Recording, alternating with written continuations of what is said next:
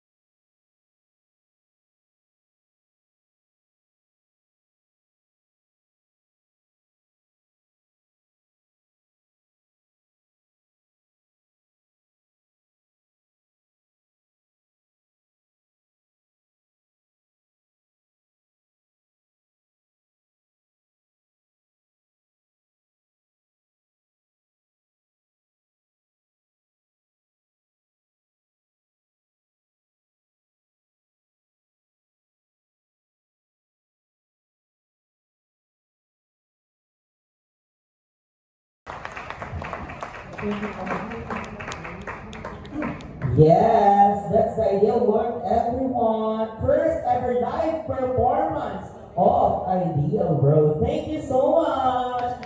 Grabe, pag-usapan na muna natin yung song, yung mga kinanta ninyo. May mga favorite lines pa kayo doon sa song? Lyrics, ganyan. Ako po yung favorite. Abante na tayo ng mic. Sorry. Sorry. Ayan. Ako po yung favorite. Hi! Ayan. Ako na rin kasi. Ako po. Go. Pupuno ko ba? Ako po yung favorite lyric ko po doon ay if it's not here yet, then do not forget that I ain't here to be you, but I'm here to be me. Yeah. Ako naman yung I'm not here to be you. Parang yun din yun. Parang yun din. Sorry. Pero yun po talaga yung mga paborito ko na... Ako din. Kasi hindi na-emphasize talaga all throughout the song. Parang yung tatatak sa'yo. Oo. Sino raw? Oo. So, eto, makakatatak dito sa ating ngayong gabi bago tayo mag-proceed. sa Q&A. Tawagin na natin, of course, si Tito Boy. Of course, na nagbigay buhay para sa proyektong ito. The producer of AP1 of the LGBTQA+ community, the King of Talk. Tito Boy, abot na mga kapamilya! Hi, Tito Boy. Magandang gabi po sa inyo lahat. Thank you for being here. Salamat mula sa kaibuturan ng aming mga puso. Thank you very much. What are we doing? Are we singing? Hindi po, mamaya po ulit po yung pagkanta, pero dinadiretso na po tayo dahil since this is our media con, of course, with our media launch, magsisimula na po tayo magtanungan po sa ating mga artists and also with Tito Boy. Sino ba ating first na magtatanong sa atin tonight? Based sa aking Lisa Tambulong, from ABS-CBN Push, Sir Gary, or Sir Gary? Gary Lestri. Yes, may tutulong po sa atin. Yes, sir, go. Go ahead. Congratulations, Tito Boy. Maraming salamat. And sa Star Music and sa ating mga TNT champions. And congratulations. Our first question will come from Bobby Regatina, the entertainment editor of The Manila Bulletin. Magandang gabi po, and congratulations sa performance. And Tito Boy, we're blown away by the music, no? In fact, kaya sa mga missionary was emotional kanina, talagang umiyak siya. Giving one of the songs sa kanina, just to po. Diba? And so Tito Boy, okay, from words, din kami ng music, now your music is being downloaded, streaming. How do you feel about this na naging ganito na yung project mo? Orgasmic. Nakakatuwa, Bobby. Nakakatuwa dahil napakaliit na proyekto nito nung umpisa. Took us 5 years to get into this stage. 5 years?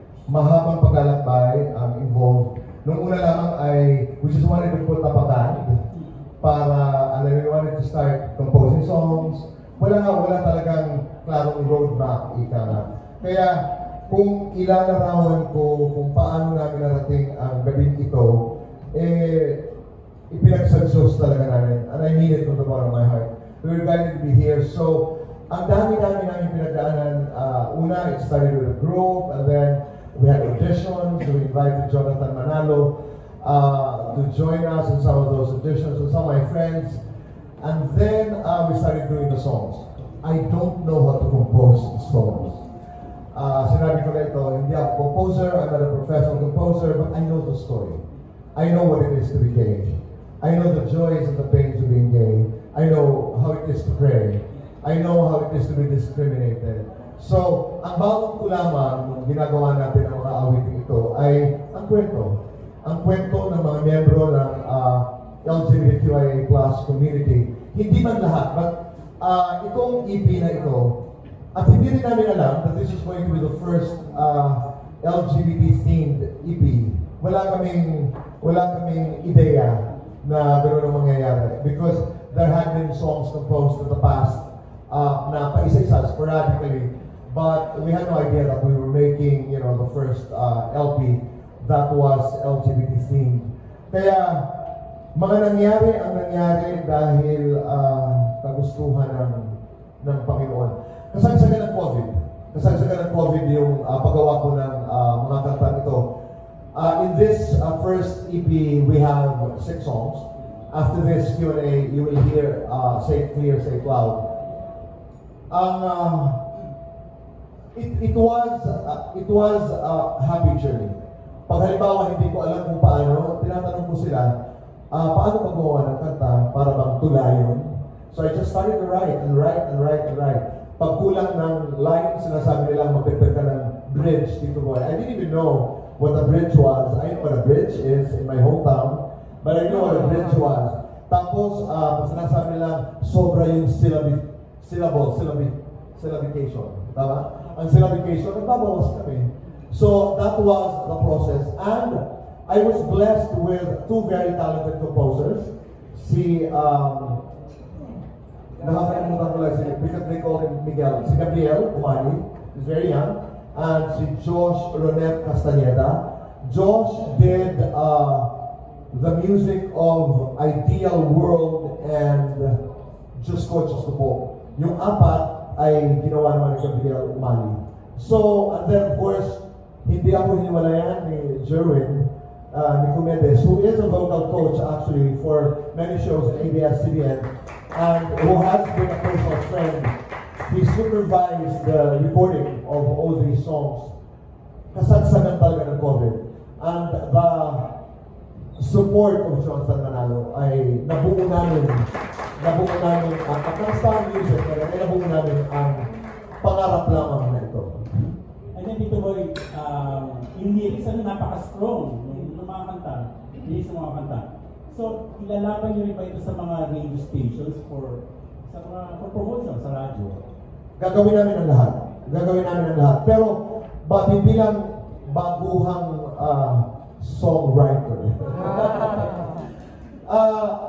It was a difficult journey. Dahil bukas naman ako doon sa ayoko mag-away, pero hindi ko napigilan doon sa Calvario. Hindi ako nakapigil kasi kailangan lumabas din yung pakiramdam na yun eh. Na marami kasi nagsasabi, ano ba ang reklamo niyo? You're treated well in this country, you're able to speak, you have lives, you can work. Gusto ko lang mailabas yung, oo naman, we live in gratitude for the LGBT people to be where we are today. At yan ay pasasalamat namin sa mga tao who came ahead of us, who paved the way for us to be here. Hopefully what we're doing today will pave the way for the next generation to have a better life. Simply said, and I don't want to be political, ito lang kantang ito. Ang sinasabi natin, meron tayong mga karapatan, pero just be very clear, hindi buo yung karapatan.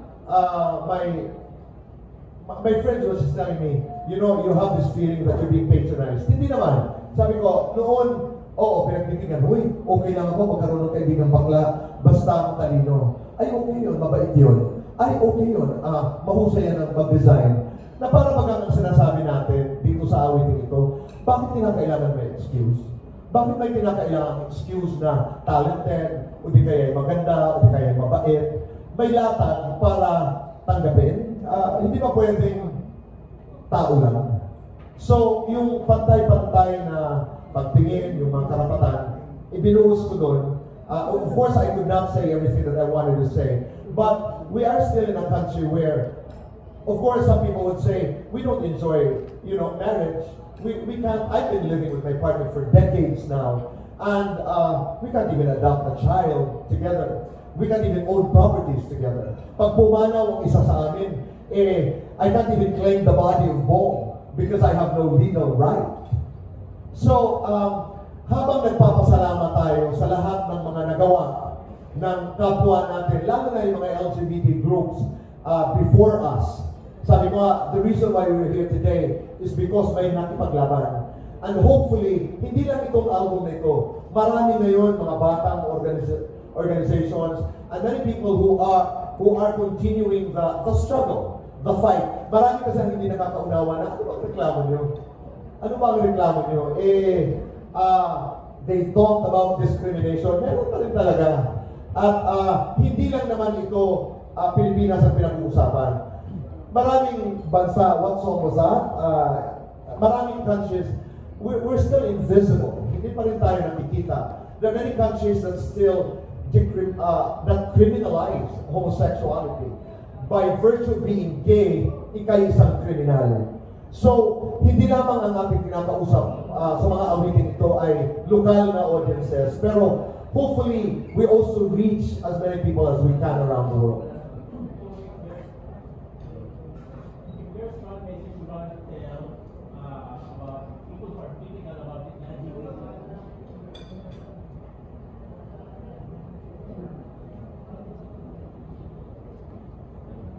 Kung po ay mensahe sa mga taong critical sa LGBT community. Mga tao kayo, we are equals. I mean, in one line, I would say that. Pangalawa ay huwag na tayo magdebate sa mga ilang bagay. Halimbawa na hindi naman tayo magkikita-kita on certain things. Pero palagay ko magkakaintindihan tayo pag sinabi ko, tao ka, tao ako, kung anong meron ka, meron ako, kung anong galang ang binibigay ko sa'yo, bigay mo lang sa akin. Yun lang.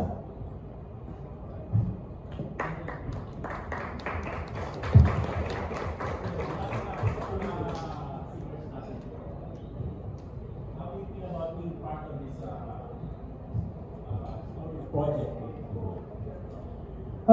Ako po, first of all, thank you po, Tito Boy, for having us here. You're welcome, John. I think I'm very, very honored kasi may shame po for being part of this community. And I took this chance to embrace the joy of being me, of being part of something very, very happy, and just to tell yung stories, yung truth ng people inside our community. Malaking honor na po yun. Maging vessel po ako ng pag-spread ng joy, pag-spread ng love, and again, yung truth po. So I'm really, really honored. Bobby, dagdag ko lang. Kasi naalala niyo yung nangyari sa, when we talked about this, was that, it wasn't Brad, it was another one. Yung sumakay na bata. Ano yun? Yung, what was that? Joyride, na sumakay yung bata. He was in makeup and he was going to an LGBT event. Lilinyahan ka ng masaya ka na. Palagay mo, mapabago mo ang bansang ito. Masaya ka dyan, etc. Because kailangan ipapatuloy pa natin yung conversation na expression namin ito ng kapalda. Ako, hindi po krimen ang magkaroon ng palda. Historically, if we have to talk about fashion, but we're always put on the defensive. Kasalanan ba ang may bulaklak, ang may kulay? Kasalanan ba ang ayusin ang pilit mata? Andun pa rin sa gut level yun na masaya ka dahil ganyan ang sura mo. I did a story in one of my shows, kay Tanya Nacho Boy, it was a legal show. I did a story of Yuri and her father. Well, he identifies himself as gay, and transgender. And her father. Patiwari, binibitin. This is 2024. Patiwari, binubugbog, itinakwil ng tatay. Simply because kababayan ko pa naman yung tatay. Sabi niya, hindi, pakembot-kembot Hindi kumikilos na maayos Nakakahiya. Walang ibinigay sa amin kundi kahihiyan. During the conversation, I cried. Kasi parang, wala akong kalaman-laman. Until I said, tatay, do you realize na baklaho ako? Yun man lamang, no? Pero, sobra ang kanyang paniniwala na tama siya. Sobra ang kanyang paniniwala. Of course, the story ended with him, I think slowly realizing that there was nothing wrong. Kasi, lalo na sa mga batang LGBT people na nandito ngayon, yes, before 1973, being gay, homosexuality was considered a disease. Pero ang sinasabi ko nga, 1973, tinanggal na po ng World Health Organization ang homosexuality, ang being gay, from the Manual of Mental Health Disorders. Pero hindi ako komportable doon na parati na lamang napaka-defensive, hindi ho tayo sakit. At hindi ho kami kasalanan. Kaya doon sa mga kanta, anak lang kami ng Diyos. Sana mahipo din ang inyong puso na anak na kami ng Diyos. Yun lang. Very well said, Tito Boy. Ako naman po, una sa lahat, Tito Boy, thank you po Salamat po. sa pagtiwala sa amin gawin itong project na to. Sa totoo lang po, sobrang saya na maging part ako ng project na to. Never po ako nakapag-perform na may present ko yung sarili ko ng walang inhibitions. Hindi ko iniisip kung ano yung iisipin ng ibang tao. And finally, masasabi kong part ako ng LGBTQIA+ community.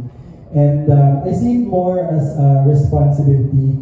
Bakit? Kasi po, to be honest, hindi pa rin po ako, since first project ko po ito na talagang LGBTQ themed, hindi pa rin po ako sanay. Kumbaga, pero gusto ko ibigay ko sa sarili ko na tanggap ko kasi yung sarili ko ngayon, although hindi pa rin po ako sanay kung paano ko exactly may represent yung sarili ko. Pero kaya ko siya nasabing responsibility ko kasi gusto ko po maka-inspire ng mga taong katulad ko na may takot pa rin kahit paano. And gusto ko silang isama sa journey ko, sa pag-release ng mga kantang kasama dito sa project na to. Yes.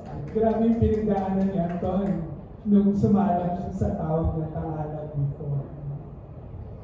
May nais na isang Raven? Apo, first and foremost po, Tito Boy, thank you so much for having me here. And ano po, and as a newbie, super ano po ako, thankful and proud din po at the same time na makasama po kayong lahat sa project na to. And actually, ito po yung pinakauna kong project na nagawa sa music industry po. Thank you so much po, Tito Boy. Thank you. Yung kanyang hallelujah, na nasira lang nasira lang. sa live shows. Yung hallelujah ni Raven, sinulat namin yan in less than 10 minutes.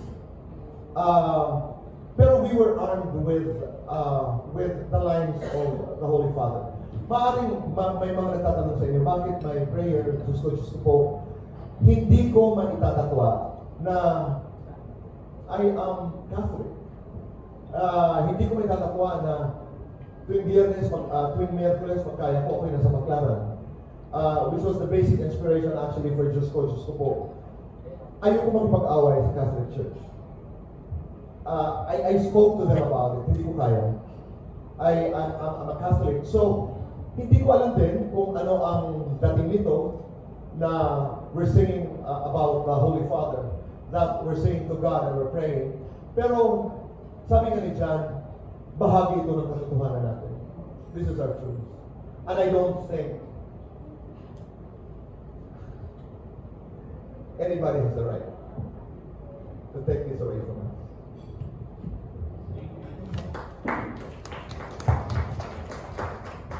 Our next set of questions will come from the entertainment editor of the Manila Times na kanina pa iyak ng iyak.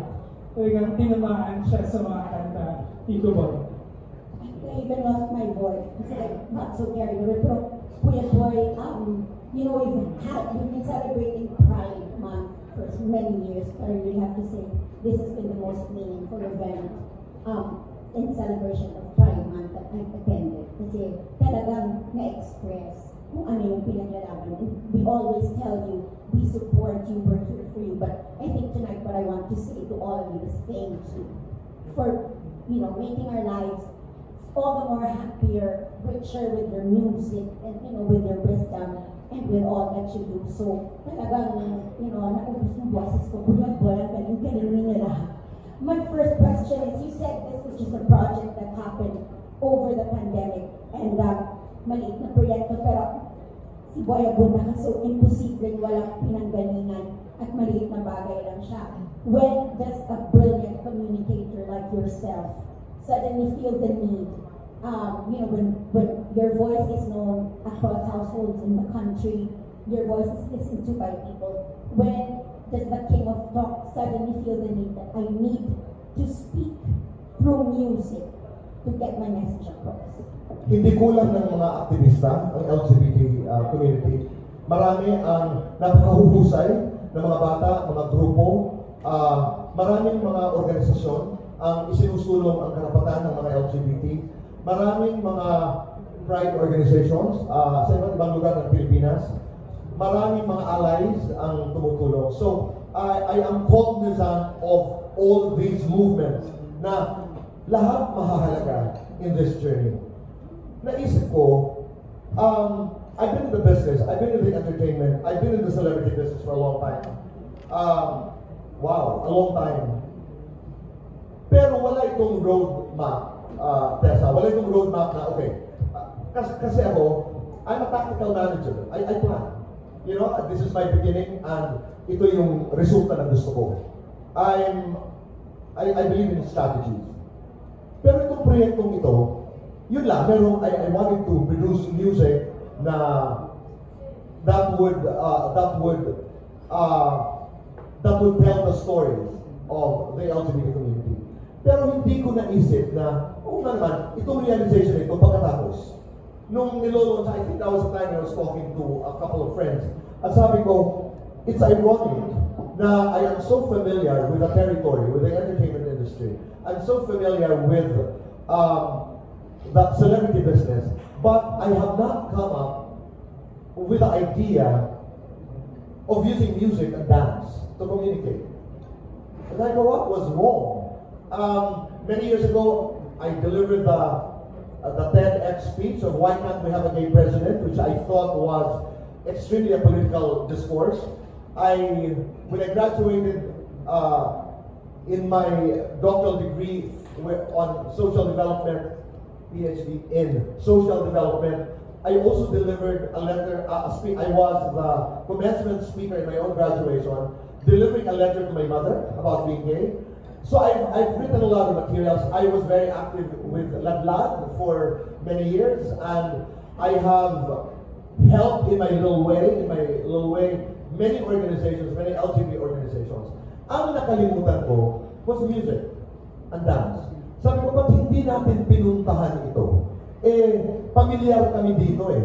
You know, we're familiar with building stars, for example, or the process of, I will not say, the process of making hits, but, you know, I'm a talent manager. I remember my discussions with Star Music, for example, when we were deciding the single for Eric Santos' first album. So, pamilyar kami doon, or Ariel Rivera's many albums, and many others.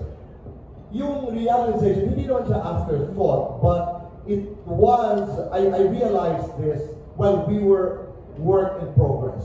Na ituloy natin, alam natin ang music industry, alam natin ang celebrity industry. So, ngayon lamang na naso-solidify na tama itong tinatahak natin kasi may sense of permanence din at may pagka-global din. And yung susunod naming LP, hindi naman ganito ka, you know, ideal world, meron kaming bilang, na medyo may tenor na pagka-political ng konti. Although I don't want to debate, talo kami doon, tatahan lang tayo. Na ipapaliwanag ko lamang model na itatanong, yung susunod naming set of songs ay may mga kalandian na rin. Meron naman. One of the songs, for example, is Mahal Ko, Mahal ng Bayan. Parang ganun. May, you know, love stories. We will go into the love stories. But indulge with us in the first 6 songs dahil we have to start from somewhere. We have to say something. We have to say something. Yes. Kuya Boy, you keep saying ayaw mo maging political, but with Calvario and with Boy Abunda, in that one equation, who better to bring it there than you? I will not back off from a political discussion, but as much as possible, I don't want to engage in a political debate. I don't want to. Gusto ko lang kanta muna. Ayoko talaga, talo kami dyan. Hayaan na muna natin yung musika. But